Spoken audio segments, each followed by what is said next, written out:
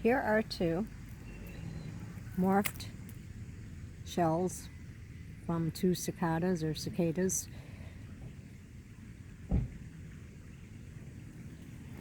That were not here the other day. And so I just happened to look in here and gotta focus if you can see him. There's Mr. Cicada looking at me, all handsome.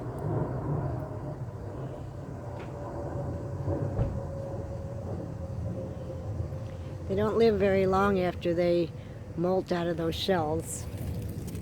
It takes them 17 years underground to come out, find a spot to molt, and then they just go in a tree like this and they sing their little songs, and some people hate it and some people love it. Right now it's very quiet in my neighborhood. Very few and in between are left. They're all starting to die. Once they come out of that shell, they only live for 2 weeks to 40 days. All they do is mate during that time, and then they die.